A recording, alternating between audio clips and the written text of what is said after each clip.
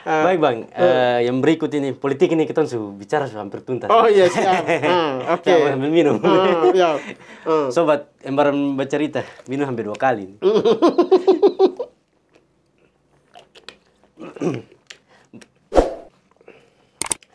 Baik Bang, saya lanjut ya. Abang juga kan kalau tidak salah sebagai anak Arguni juga. Oh iya, alhamdulillah. Harga Arguni, anak terberau. Oh, iya.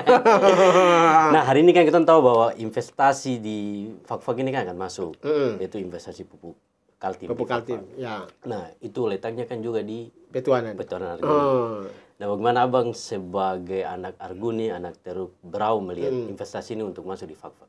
Seperti apa Bang? Ya, yang pertama peluang ini tidak datang 2 kali. Ya pasti 1 kali saja. 1 kali saja. Jadi saya biasa bilang begini. Siapkan diri sebelum peluang itu datang. Karena kalau kita tidak menyiapkan diri pada saat peluang datang kita tidak siap, maka kita akan jadi penonton. Ya. Itu. Jadi terkait dengan pupuk Kaltim, memang ini harus duduk bersama. Oke lah, pemerintah daerah sebelumnya sudah melakukan itu. Ya. Apa salahnya kita turun di kampung? Tidak satu kampung. Semua. Datangi semua kampung. Yang lakukan itu siapa? Perusahaan. Yang punya kepentingan siapa? Perusahaan. Ya. Bukan pemerintah. Pemerintah jangan dijadikan alat untuk kepentingan perusahaan. Pemerintah sudah buka ruang itu. Karena perusahaan yang ingin berinvestasi. Berinvestasi. Ya artinya kita juga terima kasih perusahaan mau datang. Ya. Tapi kan kemudian juga perusahaan juga hitung-hitungan. Kalau ada keberhasilan, ada keuntungan, pasti mereka mau ke sini. Iya. Toh? Betul. Yang jelas keuntungannya tidak sedikit. Namanya ini bisnis. Iya, namanya bisnis. Nah, jadi oke lah, terima kasih sudah dilakukan pertemuan-pertemuan. Tapi tadi saya bilang, perusahaan harus membuka diri. Turun bicara dengan masyarakat. Yeah. Dan ini difasilitasi oleh pemerintah daerah. Pemerintah dalam hari ini siapa? Ya mungkin kepala distrik, kepala kampung. Nah, para imam. Ini harus diajak bicara. Jadi tidak boleh orang kampung dibawa ke kota. Kita yang harus turun di kampung. Kalau kata orang duduk di tikar, semua persoalan selesai. Apalagi kalau duduk di tikar. Semua sesama. Ya. Jadi dibiasakan duduk makan dulu baru cerita. Suka nyang dulu. Jangan lapar ini baru cerita ini. Artinya bahwa ini ajaran adat yang diajarkan oleh kita punya orang tua-tua. Orang tua-tua. Turun jangan bicara kamu punya kepentingan dulu. Dengar dulu masyarakat orang bicara apa baru ketemu masuk ketemu punya. Ini yang selama ini alhamdulillah saya lakukan itu. Tapi kalau sudah turun langsung sampaikan ketemu punya maksud. Dong tantang turun. Ya, jadi artinya bahwa langkah-langkah yang sudah dilakukan oleh pemerintah, ya terima kasih Pak Presiden sudah melakukan peletakan batu pertama. Artinya bahwa tidak boleh mundur. Yang mau saya sampaikan kalau proyek ini mundur, maka pemerintah sudah mencoreng dirinya sendiri. Harga diri, Pak. Harga diri. Groundbreaking. Sudah. Dan itu tidak gampang. Ya artinya ada kendala-kendala kita bicara baik-baik. Pasti bisa diselesaikan. Semua barang ini bisa diselesaikan. Yang penting kita orang baku hargai. Tadi saya bilang ada Bapak Raja di situ. Sejauh mana peran yang diberikan kepada Bapak Raja? Kalau Bapak Raja dilibatkan, petuanan dilibatkan, kerukunan dilibatkan, lembaga-lembaga dilibatkan, insya Allah barang ini jalan baik. Tuan duduk, ya sudah pemerintah mau turun apalah, kita duduk makan, duduk cerita-cerita. Apalagi ini kan bisa serap tenaga kerja yang banyak. Serap tenaga kerja yang banyak. Nah tenaga kerja ini juga saya berharap Disnaker ataupun Dinas Pendidikan. Jadi bicara tenaga kerja ini kan bukannya Disnaker saja. Semua Dinas Pendidikan, Dinas Kesehatan, Badan Pemberdayaan Masyarakat, Pertanian. Ini semua terlibat, peternakan, perikanan. Perikanan juga masih. Ini semua, ini harus kan kita keroyok rame-rame. Oke, kita bicara kita punya tenaga kerja. Tapi bagaimana dengan bahan makanan? Iya. Apakah karena tenaga kerja kita sudah cukup, terus bahan makanan kita ambil dari luar? Tidak boleh juga. Iya toh? Iya, betul. Nah, jadi turun itu bukan hanya bicara ini investasi yang mau masuk di kampung, tapi dikasih pekerjaan juga untuk orang di kampung. Masa konstruksi, orang butuh apa? Kampung sudah siap ke belum? Ya, kembali lagi. Iya toh? Ya, pada saat pelaksanaan konstruksi butuh tenaga kerja konstruksi yang banyak. Dorang butuh asupan bahan makanan, telur, ikan, sayur. Mau ambil dari mana? Masyarakat kampung yang harus diberdayakan. Kalau ini dilakukan baik, dan saya yakin pemerintah sudah punya skema itu. Nah, tinggal tadi bicara baik-baik. Kampung ini bikin apa? Itu saja. Turun ke kampung. Ya. Ini pandangan abang ya? Iya, sebagai itu anak kalau pandangan saya Arguni sebagai ini. anak. Dan satu yang mau saya sampaikan, jujur, hari ini kita anak Arguni yang dirantau tidak pernah diajak untuk duduk bercerita. Ya, jadi ini juga sebagai Ya. keluhan dari abang. Ya, sebagai anak artinya Arguni. bahwa ada anak-anak Arguni luar biasa yang di luar Manokwari, di luar Fak-Fak. Ada di Manokwari, ada di Jakarta. Iya, banyak. Mungkin secara personal mereka sudah menyampaikan. Tetapi alangkah baiknya juga mereka ini juga dilibatkan. Ya, banyak mereka punya ide-ide. Hari ini kan yang masih menyisakan banyak persoalan, bagaimana dengan status tanah? Ya, status tanah ini belum. Apakah tanah ini jadi milik perusahaan? Misalnya. Ataukah disewa? Ini juga harus dibicarakan baik-baik. Ya, supaya bisa selesai. Supaya bisa selesai. Dan kemudian punya hak rakyat ini siapa saja. Dorang dapat apa? Masyarakat yang lain dapat apa? Kerja apa? Dampaknya. Nah, itu. Jadi, ya saya yakin bahwa pemerintah sudah punya skema itu. Tinggal nanti kita berharap ya sekali lagi libatkan masyarakat. Pemerintah rajin turun ke masyarakat. Pemerintah tanda kutip, perusahaan juga. Iya. Ya. Jangan hanya pemerintah. Jangan saja. pemerintah saja. Jadi perusahaan ini yang kita berharap adalah hari ini perusahaan punya perwakilan. Sudah harus ada kantor perwakilan di sini, Pak. Karena sudah digerombekin ini. Orang bilang kau bikin tanda ini. Kan orang bikin pandasi kan paling tidak kan ketemu bikin gudang. Untuk simpan barang-barang dulu. Simpan barang-barang. Tukang datang mau tinggal di mana. Kata orang beli pasir mau buang di mana. Iya. Itu ya. Dan kita berharap ini akan, dan saya yakin Pasaman punya kemampuan itu. Soal kita berdoa ya. Supaya beliau bisa lakukan. Dan saya yakin ini lapangan pekerjaan juga terbuka. Jadi terkait dengan bukan cuman pupuk kalti. Iya, ada sekitar Blok Ubadari, terus ada lagi jagung, pabrik jagung. Nah, itu. Jadi banyak hal yang harus disiapkan. Mumpung orang ini belum datang, kita harus kasih siap. kita sudah harus kasih siap dulu. Supaya jangan kaget begitu. Jangan kaget. Jangan sampai kaget air sumeti. Mau jalan bagaimana? Dulu apa ikan kaget meti. Itu yang bahaya. Itu ya kalau pandangan abang itu.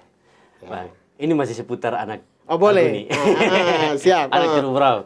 Nah hari ini kan kita tahu bahwa DOB Kokas ini pemekaran daerah otonomi baru untuk Kokas ini kan sudah mau ada begitu. Betul. Sudah mau ada. Nah sebagai abang sebagai anak Arguni terus sebagai anggota legislatif di Papua Barat melihat ini seperti apa, Pak? Saya orang yang tidak alergi dengan pemekaran. Karena saya jadi anggota DPR juga karena pemekaran. Papua Barat. Iya, waktu kita pertama Irian Jaya Barat itu kan pemekaran. Dari Irian Jaya. Dari Irian Jaya Barat, dari Irian Jaya waktu dari Papua ke Irian Jaya Barat. Nah, artinya bahwa pemekaran ini sesuatu yang tidak bisa kita tafikan, tidak bisa kita sangkal. Karena dengan pemekaran ini ada percepatan pembangunan. Contoh hari ini, ya mohon maaf, mungkin orang bicara tentang kayak mana Timika, itu bukti. Fak-fak yang memekarkan itu. Ya, fak-fak. Dan kita cuma dapat pahala saja. Karena memekarkan orang. Yang terkait dengan pemekaran Kokas, saya dari dulu, waktu saya DPR pertama, kita juga, jujur aja kita DPR pertama, kita yang teman-teman tim Kokas waktu saya masih ingat ada Pak Muhammad Kuda almarhum. Terus kemudian yang sekarang masih ada tuh yang sekarang di MRP Pak Abdullah Barawiri. Terus Pak Sofyan Heremba. Ada beberapa, terus Pak Saleh Rumagesan. Saya masih ingat waktu dorang ke Manokwari, waktu kita periode pertama, itu mereka sudah bawa itu usulan untuk pemekaran Kabupaten Kokas. Dan kita DPR kita sudah kian rekomendasi itu. Zamannya Pak Jimmy Iji jadi almarhum Pak Jimmy Iji jadi ketua. Nah, sudah berikan sudah kita sudah kasih rekomendasi. Dari situlah kemudian muncullah Kabupaten Tambrau, Kabupaten Mebrat, yang hari ini sudah jadi. Tambrau Mebrat kan sudah jadi. Ya, jadi waktu itu rekomendasi dengan Kokas juga sama-sama. Berarti Kokasnya sudah lama ya Bang? Sudah lama. Jadi proses di Papua Barat itu sudah lama. Dari saya periode pertama. Dan hari ini ya mohon maaf di DPR provinsi yang masih tersisa fosil, yang masih tersisa saya ini. Masih tersisa. Artinya dari 2004, 2009, kemudian 2014, 2019. Nah, jadi 5 periode di DPR hari ini masih tersisa saya. Dan saya tahu cerita itu. Jadi saya juga tersalah tanya ini. Oh, tersalah. Jadi kalau ditanya bagaimana dukungan DPR Provinsi Papua Barat, kita sudah kasih dukungan. Ya. Tapi kalau kemudian diminta lagi berikan dukungan, kita siap. Kita sudah bicara dengan Pak Ketua DPR, apalagi hari ini kan kita DPR Papua Barat ada 6 orang. Iya, masa tidak bisa. Dan pasti orang semua pasti dukung. Jadi silahkan saja berproses. Ya, kita memberikan dukungan. Saya pernah bilang di teman-teman atau orang-orang Kokas, saya bilang begini, semua orang Kokas harus memberikan dukungan kepada pemekaran Kabupaten Kokas. Kalau ada yang tidak mendukung, tidak boleh bicara. Itu sempat bilang gitu. Iya. Kalau ada yang tidak setuju Kabupaten Kokas terus bicara. Jangan kamu patah dorang punya semangat. Iya toh. Iya. Kalau bicara harus sudah kudiam sudah terus bicara. Yang ini mau bicara. Nanti terakhir jadi kamu orang juga ada nikmati. Ada dapat. Nah, jadi ini yang kalau hari ini Kokas belum. Ini kan bukan hanya Kabupaten Kokas. Ini kan karena moratoriumnya masih ditutup. Iya. Kalaupun kemarin moratorium bukan hanya untuk provinsi. Iya toh? Iya. Coba lihat, tidak ada pemekaran. Belum ada. Nah, jadi teman-teman kita semua anak-anak Kokas punya tanggung jawab. Bila perlu, buka rekening. Sehingga semua orang punya tanggung jawab moral untuk terbentuknya Kabupaten Kokas. Iya. Buka rekening bersama. Siapa ada rezeki sedikit, kasih di situ. Donasi di situ. Dan bantuan ini tidak harus dalam bentuk uang. Minta semua masjid gereja yang ada di wilayah Kokas berdoa. Supaya barang ini jadi. Karena kita butuh kekuatan juga dari langit. Karena ketong kalau urus sesuatu tanpa doa juga. Tanpa doa. Ya. Dia punya ujian banyak. Ya, itu. Jadi untuk pemekaran Kokas, saya berharap teman-teman tetap jalan. Kita tetap berikan dukungan. Dan kita berharap ajak semua orang dulu bicara. Semua orang duduk bercerita. Duduk tikar. Boleh tikar rasa. Ya. Duduk di tikar berketung rasa sama-sama. Itu ya tikar rasa. Begitu. Baik, Abang, yang menarik lagi. Ini pembahasan panjang. Oh, tidak apa-apa. Waktunya cuma sekali tadi Abang bilang. Kita sudah siapkan malam ini khusus untuk Imbaran. Oh iya, paling hormat itu. Ya Bang, masih lanjut. Saya ikuti beberapa waktu lalu kan ada live dari teman-teman kru di lapangan, live TikTok Embaran Bercerita. Iya. Itu saya sangat rasa sebagai pimpinan di pimpinan redaksi di Embaran Media juga rasa sangat dihargai. Karena sosok Abang, walaupun hari ini kita tahu bahwa sebagai anggota DPRD, tapi berani masuk komen di dalam live itu, yaitu live tentang aksi demo kemarin ya. Kita tahu bahwa honorer non database di Fakfak ini, ya sekarang jadi polemik ini. Nah, untuk itu kalau kita melihat di aturan sendiri kan ya mau bicara bagaimana. Kayak gitu. Aturan hari ini ya harus tidak ada penambahan honorer lagi oleh pemerintah daerah. Nah, dari segi abang selaku anggota DPRD sendiri di situ, melihatnya seperti apa? Karena ada pertanyaan abang di dalam live itu yang saya kutip, saya ada tulis, itu abang tanyakan terkait dengan berapa jumlah non-database, terus apakah sudah dibicarakan ya secara terperinci dengan OPD teknis itu. Nah, abang ada tanya. Iya. Itu abang melihatnya seperti apa, Bang? Untuk memecahkan polemik ini yang terjadi saat ini. Ngiri-ngiri sedap jatuh minum dulu. Siapa, Bang? Oke, jadi bicara tentang tenaga honorer, ini bukan cuma di Fakfak. Ini hampir semua daerah. Dan seluruh Indonesia. Seluruh Indonesia. Saya punya pengalaman waktu di Komisi 1, periode kedua. Waktu itu Pak Jimmy Iji wakil ketua, saya ketua Komisi 1 waktu itu. Kemudian Komisi 1 ini mitranya dengan kepegawaian. Ya. Itu di zamannya Pak Bram waktu itu. Kita punya tenaga honorer itu sekitar 1.000 lebih. 1.000 lebih. Di Papua Barat? Di Papua Barat. Itu tahun 2012. 2012. Nah, kemudian saya waktu selaku ketua komisi, kita ketemulah dengan Menpan. Dengan Pak Jimmy Iji. Dengan beliau punya komunikasi yang luar biasa. Kemudian muncullah zaman Pak Domingus. Ya. Jadi gubernur, itu ditindaklanjuti. Jadi waktu kita ketemu dengan Pak Jimmy ketemu di Menpan, mereka sampaikan, Menpan waktu itu sampaikan, kalau mau supaya adik-adik ini diangkat jadi honorer, surati Presiden. Ya. Dan itu dilakukan oleh Pak Bram, minta kepada Presiden SBY untuk membuka ruang ada pengangkatan tenaga honorer. Dan itu ditindaklanjuti pada zamannya Pak Domingus 2016. Pak Domingus ketemu dengan Pak Jokowi dan dibukalah ruang sekitar 1.200 orang. Untuk Papua Barat? Untuk Papua Barat, honorer. Honorer. Nah, kemudian di tengah perjalanan karena proses itu kita minta 2012, baru dijawab 2016. Nah, waktu ini kan tetap berjalan, usia juga bertambah. Usia bertambah. Usia bertambah. Keluarlah aturan bahwa mereka yang diangkat jadi ASN itu mereka yang usia 35 tahun.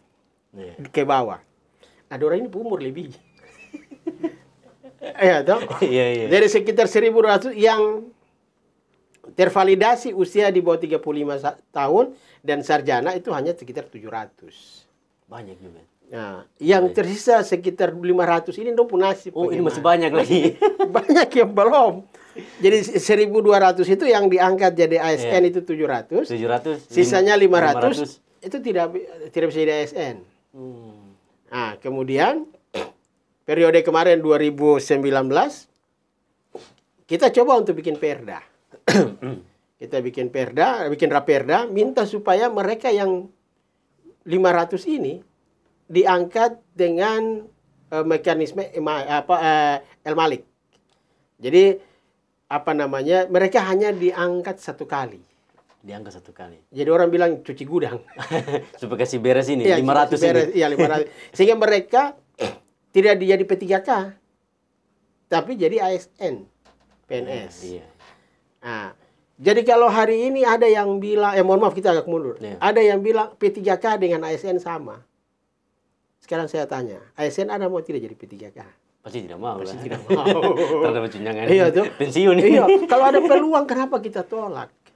Iya. Nah, tapi kemudian kita coba untuk bikin raperda dan kemudian karena ada banyak hal di situ, kemudian raperda ini tidak jadi. Akhirnya teman-teman yang 500 itu menjadi P3K. P3K.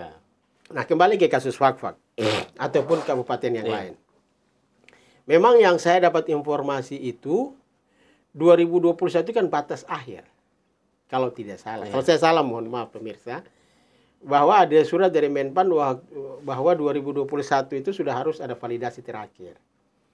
Dan kalau saya tidak salah juga itu sudah dijelaskan oleh Kepala BKSDM ya? BKPSDM. BPKSDM. BKPSDM. BKD. Ya, ya itu sudah. Kepegawaian itu. Itu cuma PKWan, ya PKWan. Belum bilang BKD. BKD, itu.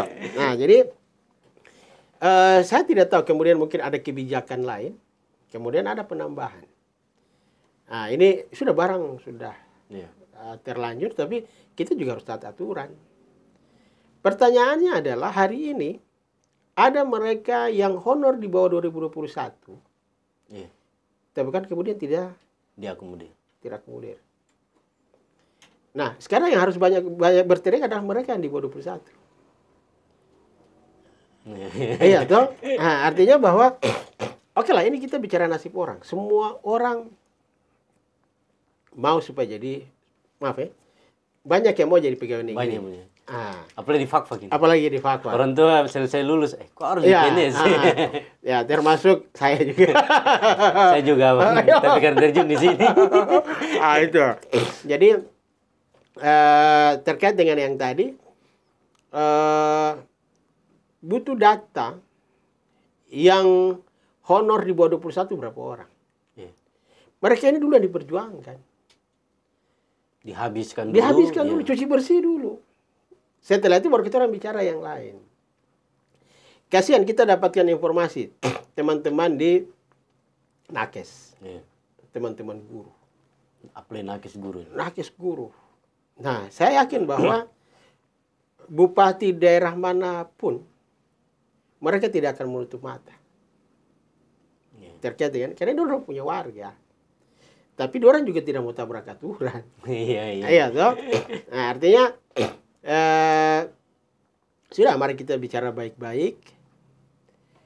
Kendalanya apa? Kalau memang itu aturan, ya yang bisa adalah meminta kepada pemerintah pusat untuk membuka keran itu. Begitu. Itu meminta. Nah, jadi kalau pertanyaannya, kenapa abang ketua tim bisa masuk? Ini tanggung jawab moral. Iya toh? Iya. Mungkin dorang yang kemarin 1000 sekian orang, dorang juga pilih saya kemarin di pileg. Jadi tidak ada salahnya kita harus memperjuangkan mereka. Nah, hanya kan sekali lagi kita dihadapkan dengan aturan. Aturan. Iya. Betul, karena aturan saat ini kan tidak boleh ada penambahan lagi. Maksudnya ini kan aturan, Bang. Iya, kita harus perlu sampaikan. Oke. Jadi diperbolehkan. Kalau ditambahkan berarti tabrak aturan. Tabrak aturan. Iya. Itu yang jadi soal. Baik, Bang. Pertanyaan yang berikut. Ini soal pemuda juga. Karena Embaran Bacerita terkenal juga. Ya, rakyat anak muda. Nah, abang sebagai anggota DPRD, bagaimana melihat pengambilan kebijakan oleh DPRD Papua Barat sendiri yang menyentuh pemuda UAP di Papua Barat ini? Abang melihatnya bagaimana? Ya, jadi yang sebenarnya kita berharap itu ruang ini banyak diberikan di kabupaten. Karena yang punya masyarakat ini kan kabupaten. Iya. Iya toh. Sebenarnya di pemikiran abang itu begini terkait dengan pembahasan APBD. Harus ada, pertama kita harus taat asas, taat waktu. Pembahasan APBD induk itu mulai dari kapan sampai kapan. Iya. Perubahan itu kapan. Kalau ini diatur baik kabupaten dulu, baru provinsi. Tujuannya apa? Apa yang belum terakomodir di kabupaten, itu kemudian di provinsi. Bisa diakomodir di provinsi. Termasuk di dalamnya ruang untuk anak muda. Dinas Pemuda dan Olahraga ada di kabupaten, di provinsi juga ada. Kabupaten ini ada bikin apa? Karena kita juga tahu kabupaten juga punya keterbatasan anggaran. Iya. Provinsi punya tanggung jawab. Kamu orang kurang berapa misalnya. Nah, provinsi juga tidak boleh fokus ke daerah tertentu. Beda sebelum Papua Barat Daya kita punya 13 kabupaten. Sehingga kalau dulu banyak yang bilang kenapa pemerintah provinsi lebih banyak lihat di daerah Sorong Raya. Iya. Secara matematis anggota DPR Sorong Raya itu lebih banyak. Waktu itu ya? Waktu itu. Belum pemekaran itu? Iya. Jadi hitungannya 45 orang anggota DPR, itu kita dapil 1 dengan dapil 5, itu baru 41 orang. 41 orang. Sorry, 42. 42. Karena dapil 1 Manokwari itu kursinya 12. Kita dapil 5 itu jumlahnya 10. 22. Yang 23 itu di sebelah. Otomatis orang lebih banyak. Iya, itu. Karena itu sepecah. Nah, karena katuran dengan Manokwari saja bicara. Manokwari bicara sendiri. Fak-fak kayak mana Bintuni Wondama bicara sendiri. Nah, orang di sana kan seutuh. Iya. Kenapa? Karena orang ini pecahan dari satu kabupaten. Iya, sorong. Sorong dong. Nah, kalau kata orang ini pecahan dari 2 kabupaten. Fak-fak melahirkan kayak mana, sementara Manokwari melahirkan Bintuni Wondama, Mansel, Pega. Iya. Nah, otomatis jumlah mereka lebih banyak dan mereka lebih banyak lihat ke sana. Tapi kalau hari ini kan tinggal 7. Iya, 7. Kita tinggal 7. Nah, sehingga kita berharap pemerintah provinsi ini juga harus adil, memberikan ruang kepada pemuda-pemuda di 7 kabupaten ini.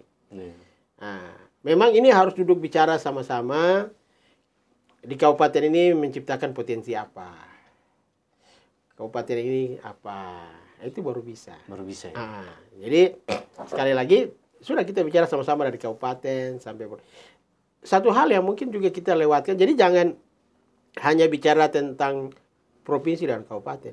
Yang harus diingat bahwa dana kampung itu juga bisa dipakai.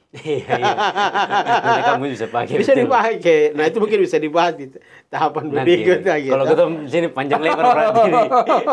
Sampai subuh, Bang.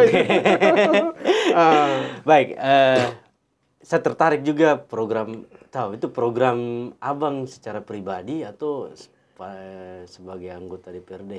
Itu melihat ini, para casis ini. Oh ya. Setiap casis yang diberangkatkan dari Fak-Fak ke Manokwari, Abang selalu berikan perhatian terus. Nah, ini apa yang membuat Abang sampai bisa membuat ini? Pelayanan ini. Jadi ide itu muncul karena banyak pemilih kita yang telepon, anaknya mau pergi. Kata orang bantu satu, yang lain kan kasihan. Karena itu terjadi. Waktu kita bantu yang satu, yang lain protes. Wah, kita juga pilih kau. Itu. Jadi ide ini muncul karena situasi. Ya, kasihan adik-adik ini pergi tes. Ada karena memang dia punya kemauan. Ada karena baku ajak. Ya.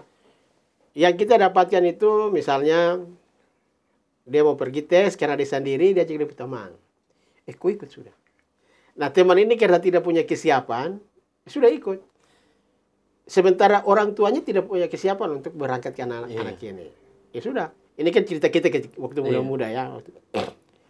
Begitu mau berangkat, orang tua tidak punya kemampuan. Anak maraju.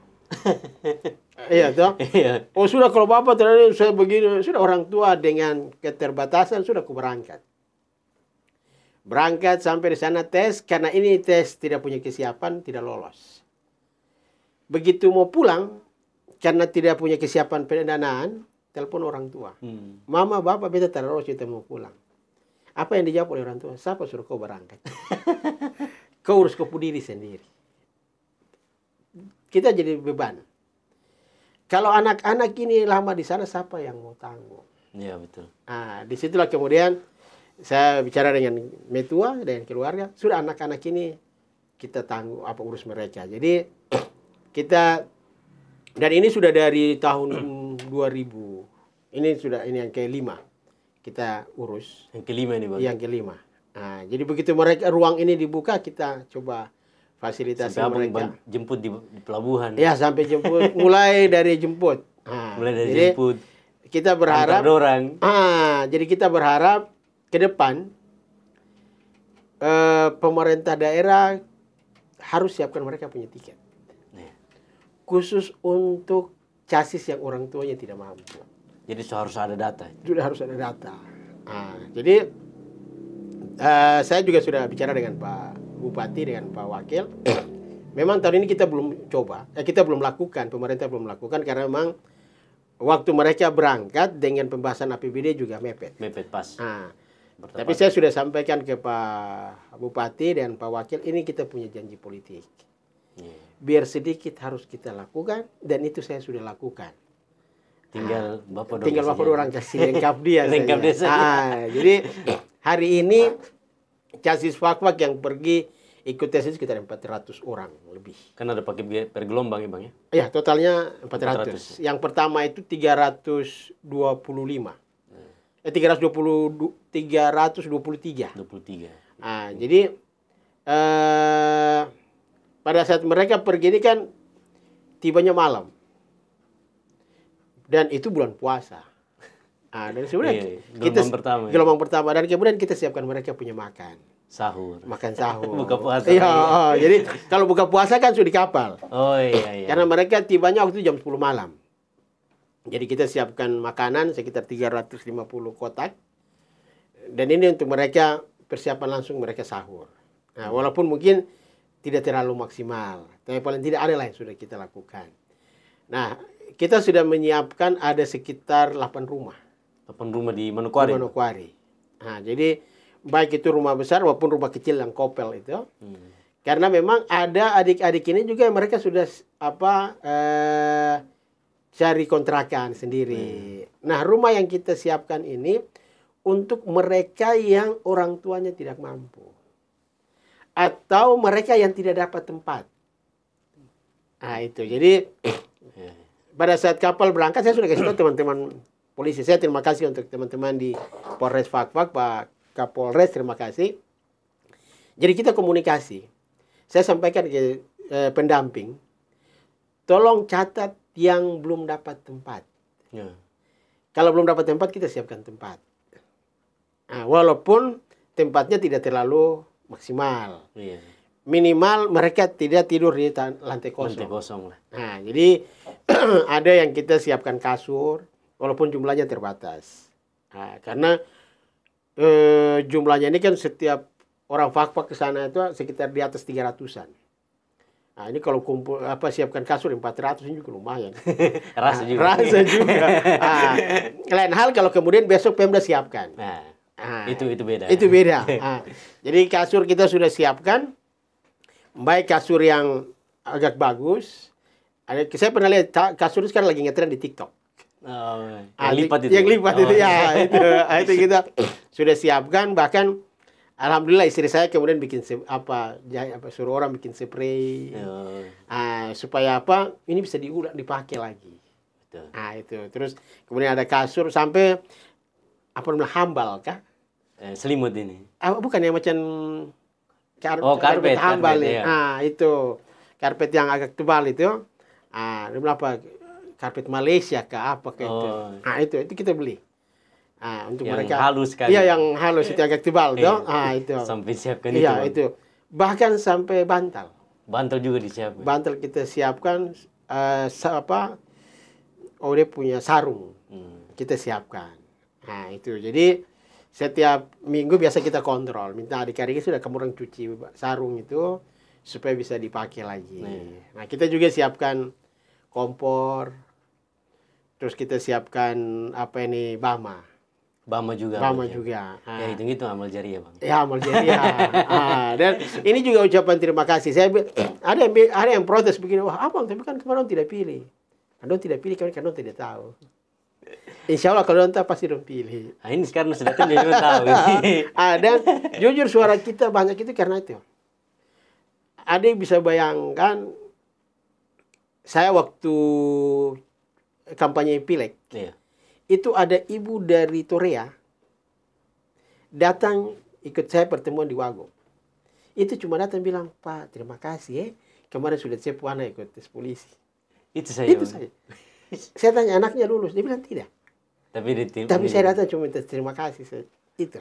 Masya Allah. Itu yang kita yakin bahwa hari ini kalau kita bisa buat mereka, yakin kalau hari ini kita bantu orang, mungkin orang tidak bantu kita, tapi orang lain akan bantu kita punya anak. Ya, betul. Nah, itu. Dan alhamdulillah sampai hari ini banyak kemudahan yang kita dapat. Karena doa banyak kurang tadi. Nah, itu. Betul, Jadi banyak orang. Banyak doa. Nah, jadi yang kita urus ini bukan cuma chassis polisi. Oh, bukan chassis polisi. Bukan hanya chassis TNI juga. TNI juga ya. Yang penting kita dihubungi. Itu abang siap. Iya. Ya. Apakah itu pemilih kita atau tidak? Ini untuk masyarakat Ya. Fakfak. Kalau yang penting saya punya WA ini sampai sekarang ini ada sekitar 1.000 yang kita belum balas. Banyak. Ya mohon maaf. Jadi orang tua kita kenal atau tidak, mereka cuma bilang, Bapak saya punya anak mau tes. Yang saya tanya pertama, sudah dapat tempat tinggal ke belum? Nah, kalau sekarang yang polisi, kalau mereka belum, saya bilang ada tempat saya siapkan. Kalau mau sudah tinggal dengan dorang. Tempat itu. Dengan keterbatasan yang ada. Nah, kita juga berharap lewat media ini ada orang tua yang mungkin mendengar dan kemudian hari ini anak-anaknya ada di sana, bantu mereka juga. Kita sendiri punya keterbatasan, Pemda juga punya keterbatasan. Ada juga ibu-ibu yang di sana. Jadi ada yang menarik itu hari ini. Ada ibu-ibu yang pergi bawa anaknya tes polisi, tapi kemudian mereka jualan. Iya. Dan jualan lagi. Dan itu mereka jualan di rumah yang saya kontrak itu. Iya. Nah, saya tanya orang, kenapa kamu orang jualan? Dia bilang, Bapak daripada kita duduk bingung-bingung. Terus jualan ini sudahlah, kemudian kita orang bisa pakai untuk beli beli sayur. Karena memang yang kita kasih itu bukan sayur. Yang kita kasih beras, telur, garam, minyak, supermi, itu.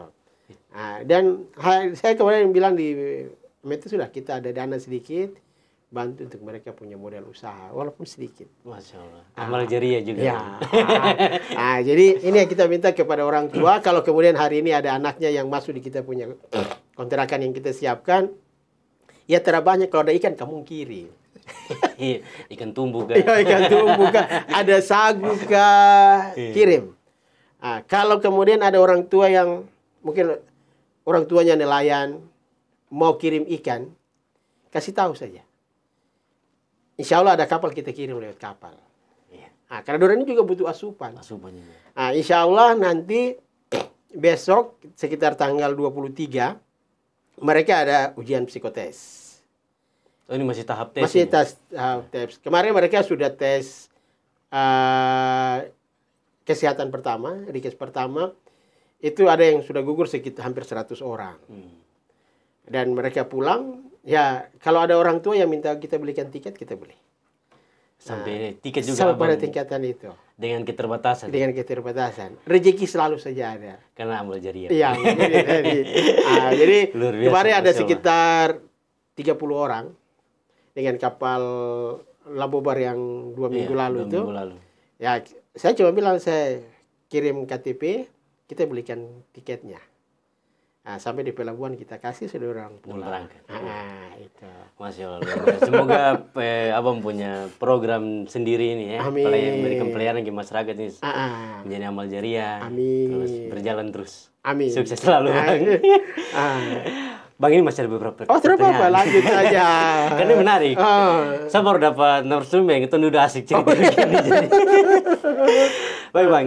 Yang saya tertarik juga ini pembangunan lapangan futsal di Pantai Laembo Pantai Laembo. Nah, abang sampai buat lapangan futsal itu. Nah, terus abang sebagai anak Fakfak juga nih. Anak Fakfak juga melihat cabang olahraga futsal di Fakfak ini sejauh ini kan kita tahu bahwa ya beberapa tahun belakangan ini vakum ya. Event yang kurang. Apalagi kita tahu historis sejarah futsal ini kan terlahir turnamennya mulai dari Banteng Cup. Betul. Dan abang partai sendiri. Nah, untuk itu abang juga melihat ini bagaimana supaya futsal Fakfak ini selalu berkembang karena kita tahu bahwa orang tahu lah. Pemain futsal bibit futsal Fakfak ini kan banyak di Fakfak ini. Bibit futsal ini banyak di Fakfak. Terus sampai melahirkan kapten. Betul. Abang Jailani Rajanibi terakhir. Dan yang paling terakhir yang masuk timnas futsal hari ini cuma Kakak Sani Lumaila. Nah, abang melihat futsal ini untuk berkembang sejak di Fakfak ini untuk terus berkembang, terus melihat ini seperti apa, Bang? Ya, jadi fenomena futsal ini kan berawal kita sering main di Hermeti. Iya, Hermeti. Pasir panjang. Jadi memang Fak-Fak punya gudang. Fak-Fak punya gudang pemain futsal. Dan banyak orang sudah tahu itu. Nah, hanya kemudian memang kita dibatasi oleh event-event yang terbatas, kemudian lapangan yang terbatas. Nah, kenapa sampai muncul ide bikin lapangan futsal di Pantai LE? Jadi LE ini kan bisa kita LE itu itu almarhum Bapak Mantu Laembo. Nah, itu. Jadi kita kasih nama LE itu karena nama almarhum. Jadi kita pakai inisial. Jadi saya setiap reses atau ketemu dengan anak-anak muda, banyak yang mereka mengeluh tentang lapangan.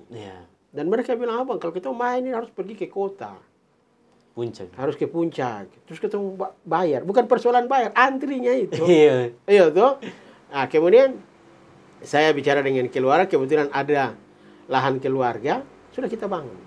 Nah, kita bangun dan kita bilang, silahkan itu teman-teman mau pakai gratis. Jadi kita kasih gratis. Itu gratis ya, Bang? Gratis. Tidak ada bayar? Tidak bayar. Nah, hanya tanggung jawabnya cuma bayar pulsa saja. Jadi kalau siapa yang mau main sudah bayar pulsa, beli token ya, token bayar langsung main sudah. Nah, jadi mau main sampai malam pun, mau main sampai pagi juga tidak apa-apa. Asal penting yang ribut. Ini dekat pemukiman. Jadi mereka alhamdulillah main itu sampai jam 12. Sampai jam 12 ya? 12 malam. Dan kita bersyukur di situ kemudian aktivitas anak-anak mabuk ini berkurang. Walaupun mungkin tidak kita ini bahwa memang masih ada. Tapi disitulah kemudian mereka saling kenal. Dan saya sudah sampaikan ke mereka, silahkan main tapi tidak boleh mabok.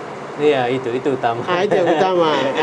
Dan saya bilang mereka, boleh main tapi pada saat azan tidak boleh main. Harus berhenti. Ada aturan. Ada aturan. Artinya bahwa ini kita harus menghormati. Kalau kamu orang terasa main, kasih tunjuk. Betul. Ya, ini kasih adik-adiknya mereka patuhi itu. Hanya memang kendala di kita adalah hari ini lapangannya outdoor. Masih terbuka. Terbuka. Jadi kendala kalau hujan, ya sudah. Orang lain berdoa supaya hujan turun, anak main futsal berdoa supaya tidak hujan. Saya kalau hujan tidak bisa bermain. Tinggal Tuhan Allah bilang, ini mana yang kuat ini. Itu jadi lapangan futsal itu ya alhamdulillah memang ada beberapa event mereka pakai. Jadi sebenarnya lapangan itu skenario-nya bukan hanya untuk futsal.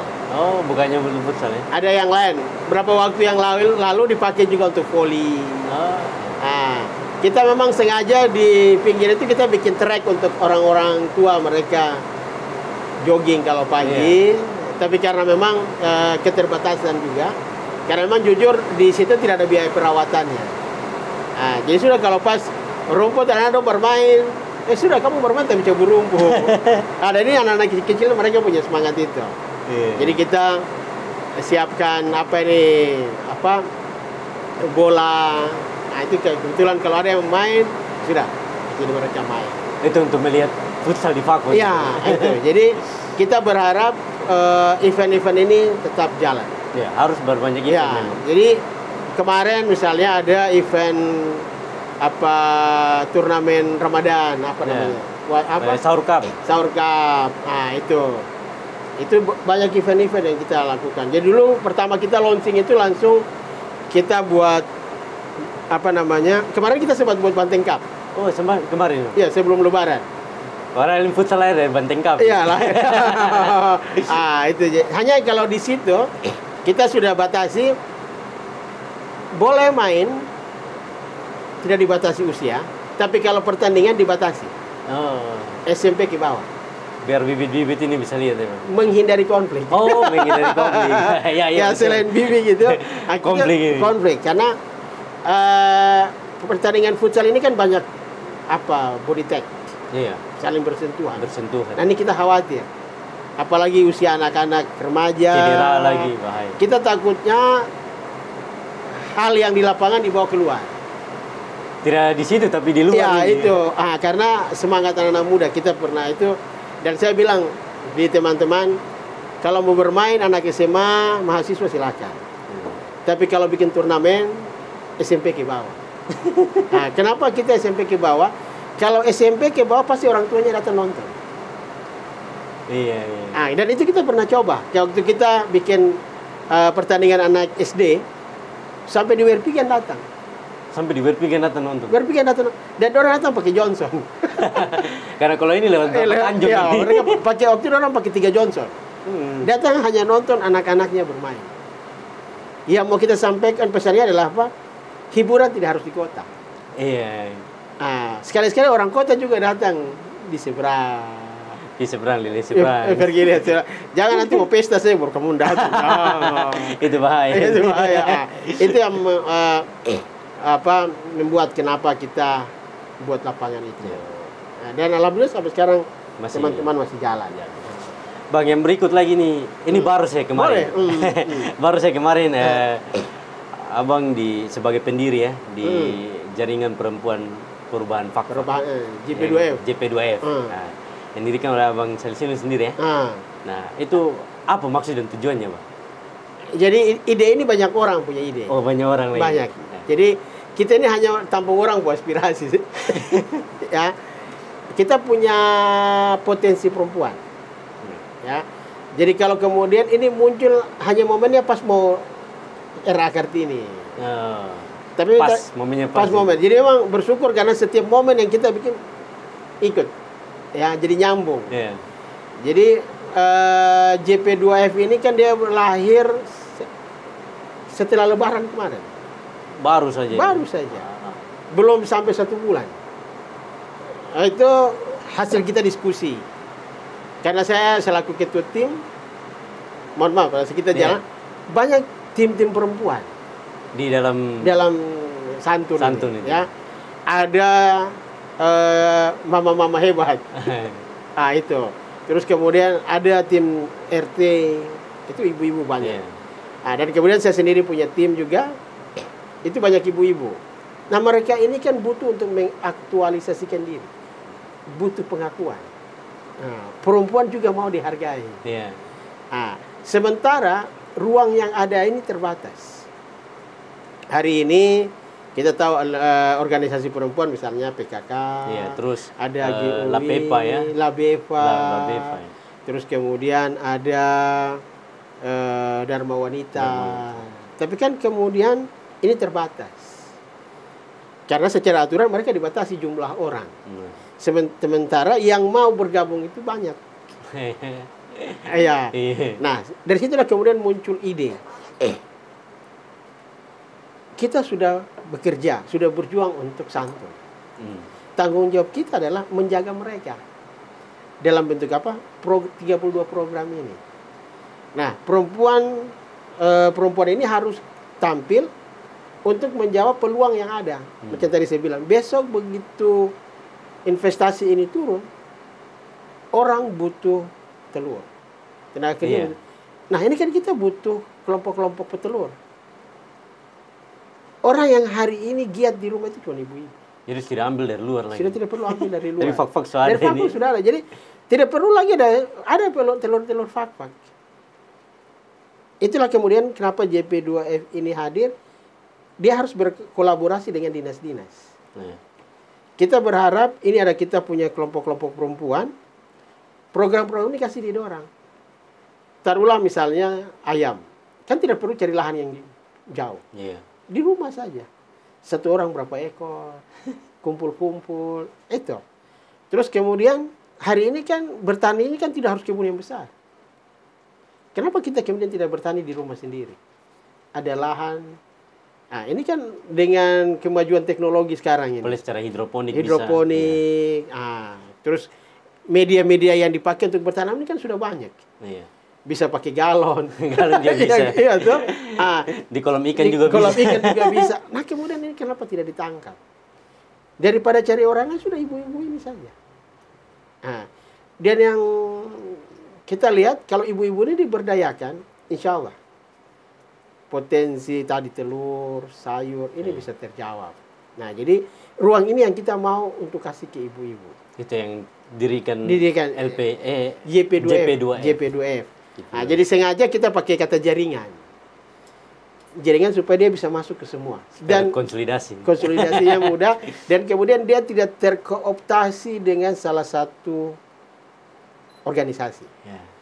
Dia tidak terkooptasi dengan partai politik. Karena dia jaringan. Jangan dipikir, wah ini ada kelompok tertentu. Tidak, ini semua kelompok masuk. Tapi yang menarik, kenapa Abang bisa jadi pendiri di situ? Ini kan butuh orang yang memulai. Oh iya. Artinya dengan adanya jabatan ketua yang diberikan, ini mudah untuk mengorganisir. Karena tim santun ini banyak. Saya bilang ke orang, mari kita orang gabung di sini, dan mereka mau. Bahkan jadi sebenarnya ide yang muncul karena ada orang. Orang ini yang tanya, abang, coba kumpul satu orang kah? Sementara saya di Manokwari. Nah, mau kumpul kamu orang ini bagaimana? Ini Pak Bupati sudah ada. Iya toh? Iya. Kalaupun saya mau kumpul, tunggu saya datang. Alhamdulillah pas waktu Lebaran kemarin, saya sempat bikin bukan open house sih. Yeah. Kita hanya bikin cara silaturahmi saja di rumah. Sudah teman-teman datang, karena diskusi, bagaimana kalau kumpul ke orang. Sudah kumpul lah 1-2 orang, berkembang. Abang kenapa tidak bikin ini? Sudah karena ada orang yang punya usulan, sudah kita kumpul, dan di pembicaraan itu muncullah nama itu. Nama jaringan perubahan perempuan Fakfak. Itu. Luar biasa. Dan memang di sini juga saya perlu sampaikan ke Sobat Lembaran Bercerita, apalagi Sobat Lembaran Media, atas pemberitaan. Pemberitaan yang pada hari ini, semalam, mohon maaf, semalam, yang menyampaikan bahwa pemberitaan di lembaranmedia.com menyampaikan bahwa abang sebagai ketua. Nah, itu muncul banyak tanggapan. Nah, tapi sudah sebagai pimpinan redaksi sudah kita rubah. Nah, hari ini abang sebagai pendiri. Tapi kalau saya melihat bahwa itu menunjukkan bahwa ada rasa orang untuk mengetahui JP2F itu apa. Jadi harus ada bikin itu. Jadi ada hikmah. Dia terdata. Di situ kita lihat respon orang hari ini luar biasa. Pertanyaannya adalah JP2F nanti saya bikin apa? Dan itu menjadi tanggung jawab kita, beban. Apalagi sebagai pendiri. Apalagi pendiri ya. Dan sampai hari ini kita belum putuskan ketua. Oh, belum ada ini? Belum. Strukturnya belum ada? Belum. Baru abang sebagai pendiri. Saya pendiri dengan ada beberapa orang. Kenapa kita belum ini ke ketua? Karena kita cukup hati-hati. Kita tidak mau bikin nama terus selesai. Harus bisa berjalan. Harus bisa berjalan. Dan kemudian tujuan utama ini adalah membagi semua perempuan masuk dalam sini. Artinya bahwa kalau ada yang sudah ada di organisasi lain, jangan datang di sini. Akhirnya tumpang tindih kalau datang. Yang belum ini mari komunitas. Mari sudah. Di sini tempat untuk belajar. Betul. Nah, itu. Jadi kita bilang sudah nanti teman-teman yang belum terakomodir di organisasi yang lain, mari gabung di sini. Nggak boleh JP2F. JP2F. Nah, jadi sekarang kita lagi proses akta notaris. Oh, akta notaris. Jadi kita sudah koordinasi dengan teman-teman di notaris. Mereka lagi daftar ke Kementerian Hukum dan HAM. Apakah nama ini dibolehkan atau tidak? Nah, khawatirnya jangan sampai pendobolan. Karena sudah ada. Karena sudah ada. Nah, itu yang teman-teman notaris mereka sudah buat, mereka lagi nunggu jawaban dari Kementerian Hukum dan HAM. Begitu namanya disetujui, maka kita akan mengusulkan nama pendiri dengan ketua untuk sementara. Ketua ini tugasnya untuk mengawal ini, dan ketua ini bukan laki-laki. Ini harus diklarifikasi. Ketua perempuan. Tidak namanya ketua. Jadi ketua dan pengurusnya ini, pengurus inti itu adalah perempuan. Kalau JP2F itu ya sebenarnya JP2F itu tidak hanya perempuan, pria juga bisa. Ada P-nya. Jaringan perubahan pria banget. Ada perubahan pria lagi. Jadi itu kita fokus di perempuan. Jadi sekali lagi ketuanya belum. Ketua belum. Nah, yang kemarin itu ketua panitia perayaan Hari Kartini. Dan saya kemarin diminta selaku pendiri. Sebenarnya pendirinya kita ada berapa orang. Tapi abang yang diminta ya, untuk masuk. ada beberapa orang hebat di belakang kita dan mereka tidak mau diekspos namanya. Dan itu orang-orang hebat. Ya. Luar biasa. Karena waktu kita bicara itu ada juga beberapa pria juga di sini. Luar biasa. Semoga JP2F ini lahir di Papua sebagai. Jadi kita rencana ini kan dia sampai ke kampung-kampung. Sampai ke kampung. Karena jaringan itu, Bang. Jaringan Bang tadi. konsolidasi. Jadi bisa dibayangkan kalau kemudian nanti taruhlah ada program ayam petelur, ayam daging. Setiap kampung itu punya kelompok. Bukan hanya ayam, mungkin ada yang lain. Hari ini harus dilihat kita punya pangsa untuk peternakan yang lain juga banyak. Potensi banyak juga. Potensi banyak. Dan tinggal bagaimana kita memberdayakan. Memang hari ini kan kendala kita adalah potensi banyak. Kalau banyak terus mau jual di mana? Ya. Itu juga soal. Itu juga. Pasarnya yang kurang.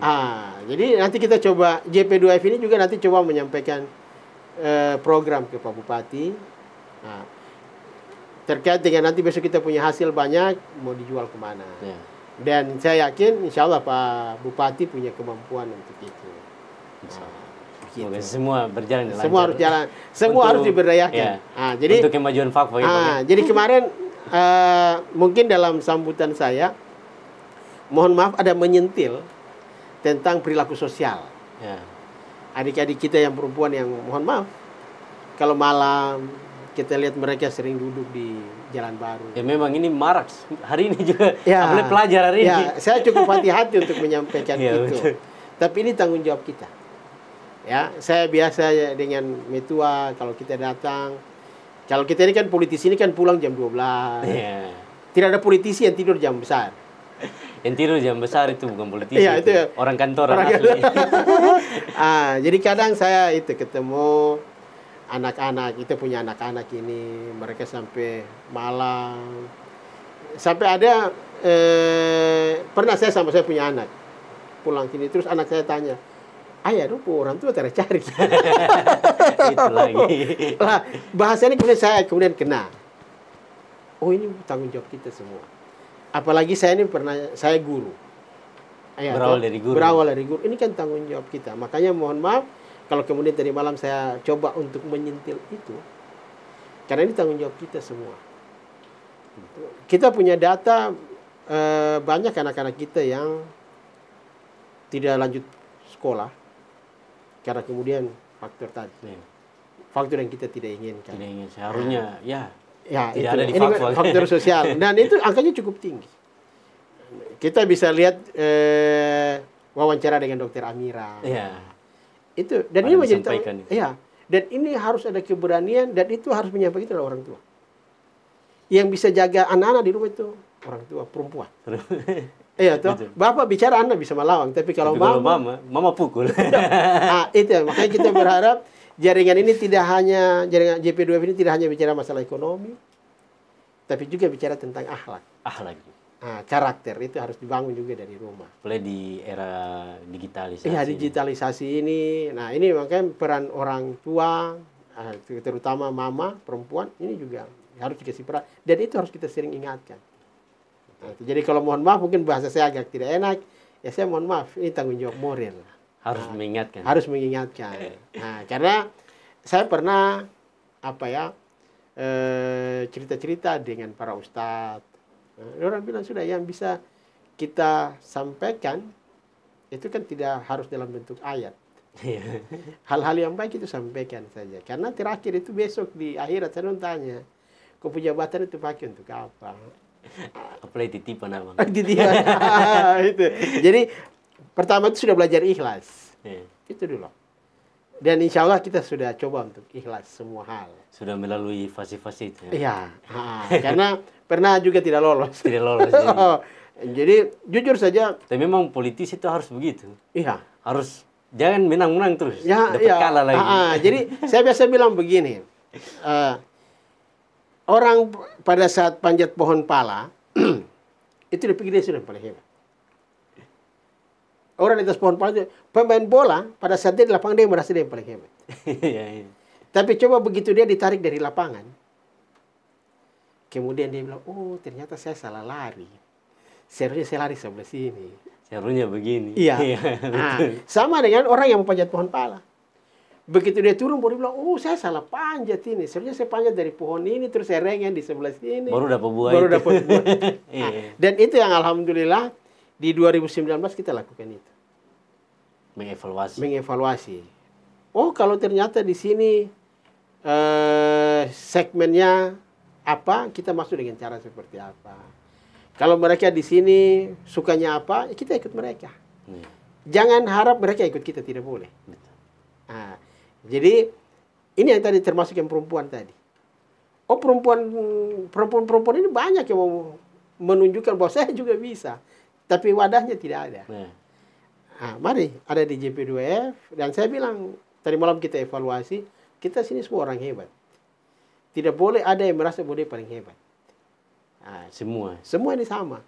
Nah, kalaupun ada dikasih ketua itu hanya titipan dan ketua ini tidak permanen. Sewaktu-waktu bisa dievaluasi. Bisa diganti. Dan mungkin ya kita juga sampaikan bahwa mereka yang masuk di sini jangan pernah berpikir untuk berpolitik. Ya. Kenapa? Kalau organisasi ini sudah ada pemikiran untuk berpolitik, ini bahaya. Nah, begitu. Ya. Baik, Abang, sudah panjang lebar ya. Bicara sampai di LAPEVA, sampai di, mohon maaf, JP2F. Jaringan Perempuan Perubahan Fakfa. Nah ini yang berikut, harapan Abang Saleh Signun sebagai ketua tim Santun kemarin, kepada kepemimpinan Bupati saat ini ya, Bapak Samaun dan Bapak Donatus, harapannya ke depan 5 tahun ke depan ini seperti apa? Karena kita tahu bahwa Fakfak ini kan harus membutuhkan pemimpin yang tegas dan berani untuk masyarakat. Begitu. Harapannya seperti apa, Pak? Baik, jadi pertama kita butuh pemimpin yang berkomitmen. Kita mampu harapan banyak, tapi kalau tidak komitmen juga. Nah, itu. Dan saya melihat Pak Samaun dan Pak Donatus punya kemampuan untuk itu. Mereka punya latar belakang ASN dan kemudian punya latar belakang pernah menduduki jabatan tertentu. Pak Donatus punya pengalaman selaku wakil bupati. Artinya bahwa beliau akan hati-hati. Sama seperti saya. Pernah jadi DPR, kemudian istirahat, kemudian naik lagi. Beliau pasti punya sejuta pengalaman dan sejuta skenario. Bagaimana supaya ASN ini mereka merasa nyaman. Dan kemudian masyarakat merasa tentram. Saya pernah sampaikan, mohon maaf, ada yang tanya, kenapa tidak maju bupati?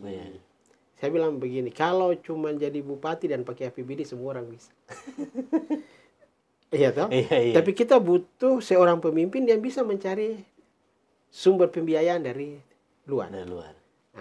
Dan saya bilang di beberapa teman yang punya kemampuan itu, Pak Samaun punya kemampuan itu. Pak Samaun punya jaringan. Ya. Walaupun memang semua orang juga punya jaringan. Tapi hari ini kita melihat figur Pak Donatus dengan disiplinnya. Tegas. Jadi itu tidak diragukan. Beliau ASN dan mulai dari bawah. Dan kalau bicara jalan ke kampung, beliau pernah lakukan. Dan beliau juga punya latar belakang berbeda. Itu perencanaan. Itu yang membuat kenapa saya percaya bahwa di bawah kepemimpinan Samaun dan Donatus, tagline perubahan itu bukan hanya simbol. Akan terwujud. Dan terbukti hari ini sudah dilakukan. Dan Pak Samaun selaku mantan kepala dinas PU, orang yang punya pengalaman untuk merancang sesuatu yang tadinya tidak mungkin menjadi mungkin. Contoh, kita punya bandara. Walaupun banyak orang merasa tidak mungkin, tapi itu barangnya sudah jadi. Sebagai salah satu juga artinya kita tidak bisa memaksa kemampuan kita sama seperti orang lain. Karena mereka punya kemampuan lain. Mereka berpikir berapa tahun ke depan. Kita mungkin masih hari-hari ini. Dan itu saya sadari mereka punya kemampuan itu. Dan kita percayakan ke mereka. Dan saya yakin dari 32 program yang dibuat, itu ada orang-orang hebat di situ. Orang yang hari ini banyak orang tidak tahu. Ide itu muncul dari siapa, dan itu saya tahu siapa-siapa itu. Karena di belakang itu. Karena mereka ada, jujur di Santun ini ada tim perumus. Jadi ada tim hukum. Kemudian ada tim yang memang bikin visi misi. Ada tim yang khusus membuat program. Nah, dan dorang hari ini masih eksis di belakang itu. Muncul ide-ide makan gratis dengan pengalaman Pasamaun, terus berobat gratis, terus kemudian nanti pakaian seragam. Gratis, pakaian seragam gratis dan lain, ada 32 program. Itu insya Allah ini akan dilakukan oleh Pak Samaun dan Pak Donatus. Dan yang kita butuh adalah dukungan semua orang. Semua masyarakat Fak-Fak untuk memberikan dukungan kepada Pak Bupati dan Pak Wakil. Nah, dan juga yang lain hal terkait dengan yang fenomena yang hari ini kita dapatkan di Fak-Fak atau daerah lain terkait dengan persoalan Palang. Ya, Palang ini. Palang. Jadi sebenarnya barang di dunia ini tidak ada sesuatu yang tidak bisa diselesaikan. Yang utama adalah komunikasi. Itu yang tadi aku bilang duduk tikar. Duduk di tikar baru bicara sama-sama. Kata orang rasa apa yang dong rasa. Jadi tikar rasa. Jadi kalau Palang ini kan apa ya? Sesuatu yang bukan tabu. Orang Palang karena tidak ada komunikasi yang dibangun. Ada komunikasi yang tersumbat.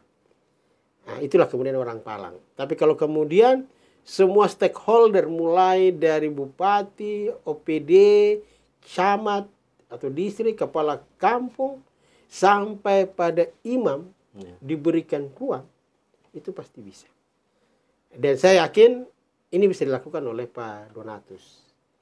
Pak Donatus punya kemampuan itu. Ruang ini harus diberikan oleh Pak Samaun kepada Pak Donatus. Karena Pak Donatus selaku anak negeri, anak adat, tahu cerita adat. Dan pasti beliau akan lakukan itu. Saya yakin beliau punya pengalaman. Sudah tahu. Karena beliau pengalaman jadi Bapeda. Birokrasi beliau, birokrasi ulang lagi. Nah, itu. Jadi kita punya harapan. 32 program ini bisa jalan dengan baik. Dan kita harus belajar dari pengalaman orang lain. Pengalaman yang kita ambil, pelajaran yang kita ambil bukan pelajaran yang baik saja. Pelajaran yang tidak baik juga harus kita ambil. Supaya apa? Supaya kita tidak sama seperti orang lain. Nah, itu kata kunci tuh. Ya. Jadi bilang belajar itu jangan belajar yang baik-baik saja. Belajar yang tidak baik supaya tidak lakukan. Itu. Kata kunci itu, kata kunci. Baik, Abang, yang terakhir. Harapan untuk anak muda Fak-Fak. Ya, jadi pertama harapan untuk anak muda Fak-Fak. Pertama, jangan pernah berkecil hati. Menganggap bahwa katong ini tidak bisa. Saya pernah jadi ketua badan perwakilan mahasiswa di Malang. Kuncinya cuma satu. Saya juga bisa macam orang. Ya. Orang dari Papua. Orang dari Papua. Itu tahun 90-an. Belum reformasi. Karena saya bilang begini. Kata orang juga sama dengan orang. Yang membedakan waktu itu adalah orang dapat baca buku duluan. Nah, dan saya alhamdulillah tahun itu kita masuk itu di Unmar itu sekitar 1.000 orang yang di Fakultas Ekonomi. 1.000 lebih. Satu kelas isi 100 orang. Dari 100 orang itu yang lulus duluan cuma 10 orang. 10 orang. Dan saya termasuk 10 orang itu. Nah, dan saya bilang saya punya anak yang hari ini kuliah, saya bilang, ayah saja bisa, masa kau tidak bisa? Ayah toh? Yeah. Hari ini orang Fak-Fak juga bisa. Fak-Fak ini mau diragukan apa? Menteri ada. Iya toh? Gubernur, kita punya gubernur 2. Wakil gubernur, kita juga punya wakil gubernur. Pernah jadi wakil gubernur, Pak Kacong. Iya, ada. Iya toh? Kita punya pimpinan DPR, pernah juga saya jadi wakil ketua DPR. Iya toh. Kepala dinas di provinsi ada juga kita. Di pusat pun juga banyak. Juga ada. Nah, jadi tidak perlu berkecil hati, semangat saja. Yang bisa dilakukan, lakukan. Persoalan salah dari belakang. Ya. Tapi jangan tabrak aturan. Aturan itu dibuat bukan untuk dilanggar, tapi disiasati. Iya toh. Ya. Artinya disiasati itu apa? Kira-kira ada celah lain tidak? Celah lain ini yang kemudian kita pakai.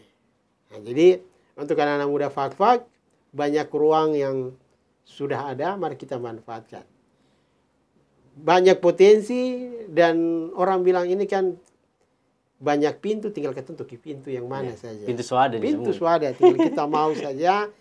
Dan kita berharap kepada orang tua, berikan kepercayaan kepada kita punya adik-adik. Dan adik-adik juga harus menjaga kepercayaan yang orang tua berikan. Ya, ada masa kita masa muda. Gunakan masa muda itu baik, maka begitu kita di masa dewasa, insya Allah barang itu akan ikut. Banyak orang hari ini lahir karena mereka berproses di organisasi. Ya, organisasi ini banyak, tidak harus organisasi yang hebat-hebat. Remaja masjid itu juga organisasi. Itu juga. Gereja itu juga. Nah, jadi di organisasi itu kita belajar beradaptasi, belajar menghargai orang, belajar menerima pendapat orang. Nah, itu. Menerima masukan orang. Nah, itu. Jadi untuk adik-adik saya yakin bahwa anak-anak Fak-Fak besok lebih hebat. Ya. Jadi setelah kita ada kamu orang. Tidak selamanya kita begini, tapi kita punya tanggung jawab. Kita sudah buka jalan. Nah, kamu orang juga harus ikut, karena tidak selamanya kita di DPR terus, harus ganti. Setiap orang ada masanya, dan setiap masa ada orangnya. Iya, luar biasa, Bang. Baik, Abang, terima kasih banyak atas waktunya yang telah hadir di Embaran Bercerita kali ini, di episode kali ini. Sangat saya yang terima kasih sekali karena jujur saja memang saya secara pribadi punya kerinduan kita dialog seperti begini ya. Karena kita jarang di Fak-Fak. Nah, jadi silahkan saja nanti kalau datang ada momen momen yang lain pasti. Nah, ini kita gali pertama dulu. Oke, baik. Terima kasih banyak, Bang, ya. Terima kasih juga untuk pemirsa. Mau belajar banyak hal, mau cerita banyak hal, datang di Embaran Bercerita. Apa yang ngajak sendiri? Oh, ya. Jadi saya berharap tidak hanya kita yang politisi. Ya. Di media ini kan untuk mengajarkan orang berbuat baik, menyampaikan hal-hal yang baik, juga menyampaikan hal yang tidak baik untuk tidak dilakukan. Iya toh? Kasih warning orang. Iya, warning orang. Nah, jadi mungkin di sini suatu waktu ada panggil Ustadz, panggil Pak Pendeta. Nah, dan saya yakin itu sudah di skenario kan, sudah pasti, masuk dalam itu. Dan saya sekali lagi selaku anggota DPR Provinsi Papua Barat, juga sebagai kader partai, menyampaikan jempol untuk Embaran. Dan ini menginspirasi kita juga. Terima kasih banyak. Jadi saya, jujur, saya setelah ini, saya tadi kemudian berpikir begini. Kenapa kemudian kita tidak bikin kalau hari ini Embaran mengundang narasumber, kenapa saya tidak jadi host? Bisa saja Abang bikin podcast Abang. Iya toh. Makanya saya harus belajar. Podcast Pak CSS. Jadi kalau sudah ada bahasanya. Sudah ada. Jadi S3F2. Apa itu? Salesignun sapa masyarakat Fak-Fak. Wah, luar biasa. harus. Ya, karena di situ baru kita cari inspirasi di situ. Jadi lewat media. Ya, jadi di sini kan kita diajar untuk mengurangi usia kita dikurangi. Iya toh? Kalau usia 40 ini sudah tidak main begini. Ini kan usia 20 30. Ya mau tidak mau kita harus kurang usia. jadi ke-30. Gitu. Baik, Abang, terima kasih banyak atas waktunya. Sobat Embaran Media, di mana saja berada, saksikan terus podcast Embaran Bercerita. Nantikan narasumber-narasumber kita yang paling terspesial. Dan malam ini saya rasa paling spesial. Terima kasih banyak. Yaitu kehadiran Abang Saleh Signo sebagai anggota DPRD Papua Barat. Sobat Embaran Media, saksikan terus podcast kami, Embaran Media, media yang mudah informasi menjangkau Nusantara. Mantap.